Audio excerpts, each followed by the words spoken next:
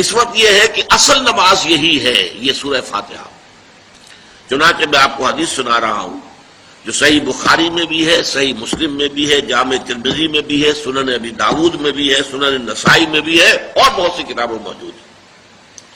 اور یہ عن عبادہ بن صامت رضی اللہ تعالی عنہ، حضرت عبادہ بن صامت سے ہے مرفوعا کہ حضور نے فرمایا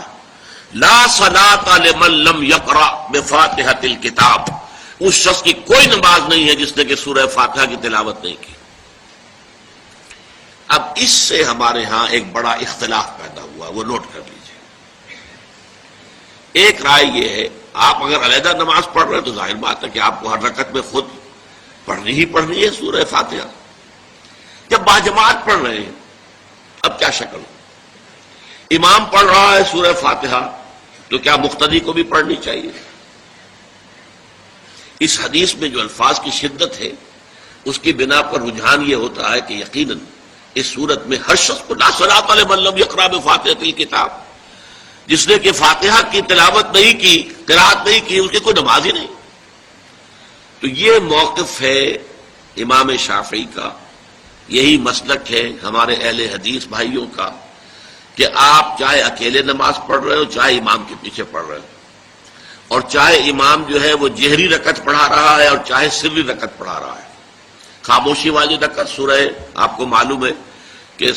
نماز جو ظہر اور عصر کی ہے تو چاروں رکعتیں جو ہے وہ سری ہیں، مغرب کے اندر آ کر دو جہری ہیں ایک سری ہے، عشاء میں آ کر دو جہری ہیں دو سری ہیں، سورہ اور نماز فجر کے اندر دونوں جو ہیں وہ جہری ہیں۔ تو چاہے جہری ہو چاہے سری ہو، آپ کو بھی لازماً جو مقتدی ہے اسے بھی سورہ فاتحہ پڑھنی ہوگی۔ اب اس کے لیے انہوں نے یہ طریقہ جو ہے تلقین کیا ہے کہ امام تیزی سے نہ پڑھے، رک رک کر پڑھے الحمدللہ رب العالمین، اس کے بعد اتنا وقفہ دے دے کہ جو مقتدی ہے وہ بھی کہہ لے اپنے دل میں یا پڑھ لے الحمدللہ رب العالمین الرحمن الرحیم۔ تو یہ رک رک کر پڑھنا، خاص طور پر اگر آپ کو موقع ہوا ہو کسی اہل حدیث امام کی امامت میں نماز ادا کرنے کا تو آپ دیکھیں گے کہ بڑا فرق ہے۔ ہمارے جو حنفی امام الحمدللہ رب العالمین الرحمن الرحیم مالک یوم الدین ایاک نعبد و ایاک نستعین، چار آیتیں جو ہیں وہ بھی ایک ساتھ میں پڑھ جائیں گے، لیکن یہ کہ عام طور پر جو اہل حدیث حضرات ہیں وہ رک رک کر ٹھہر ٹھہر کر پڑھتے ہیں، ترتیل کے انداز میں پڑھتے ہیں۔ یا پھر دوسری شکل انہوں نے ایک اور کی ہے، یہ آپ سعودی عرب میں جب کبھی نماز پڑھیں گے اور آپ پڑھی ہو آپ نے تو وہاں آپ دیکھیں گے کہ امام جو ہے وہ سورہ فاتحہ پڑھنے کے بعد کوئی ایک منٹ جو ہے خاموش رہتا ہے تاکہ آپ اب جو مقتدی ہیں وہ اس وقفے میں وہ اب سورہ فاتحہ پڑھ لیں، پھر وہ قرات کرے گا، کوئی اور آیات اس نے شامل کرنی ہے تو بعد میں شروع کرے گا، درمیان میں وقفہ ہوگا۔ لیکن ایک مسلک یہ ہے، اور یہ مسلک جو ہے یہ در حقیقت قرآن مجید کی ایک آیت کے اوپر مبنی ہے۔ سورہ اعراف کے آخر میں فرمایا گیا وَإِذَا قُرِئَ الْقُرْآنُ فَاسْتَمِعُوا لَهُ وَأَنصِتُوا، جب قرآن پڑھا جا رہا ہو تو توجہ سے اسے سنو، خود خاموش رہو۔ اب یہ قرآن مجید کی آیت ہے،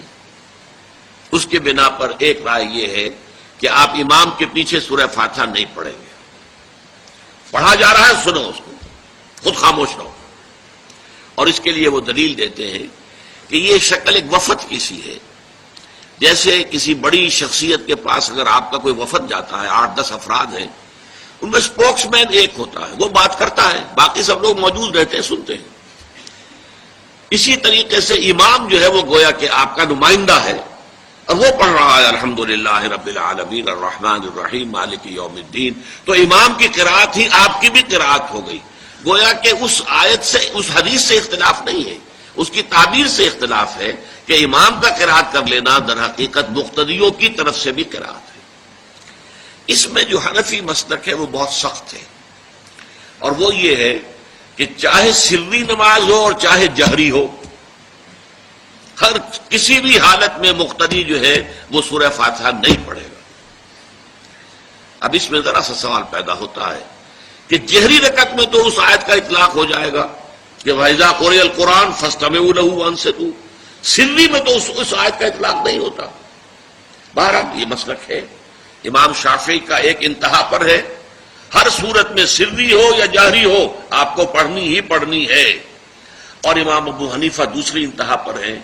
کہ چاہے سری ہو چاہے جہری ہو کسی شکل میں نہیں پڑھنا۔ امام مالک کا مسلک ہے درمیان میں، اور میں اس میں کوئی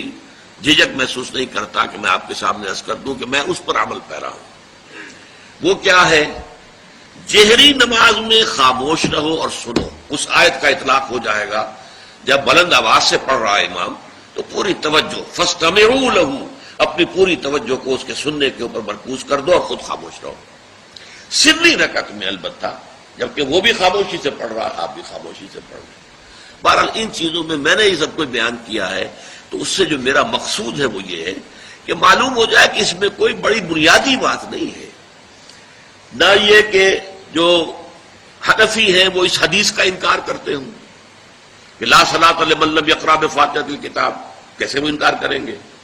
اور نہ ہی کوئی جو حنبلی ہے یا اہل حدیث ہے وہ قرآن کی اس آیت کا اختلاف جو ہے وہ اختلاف کر سکتا ہے کہ اذا قرئ القرآن فاستمعوا لہ وانصتوا، لیکن یہ کہ اس کے پھر اس سے جو احکام کا استنباط ہے اس میں اختلاف ہو جاتا ہے، تو اس کو نہیں سمجھنا چاہیے کہ یہ کوئی بہت بڑی اہمیت والی بات ہے۔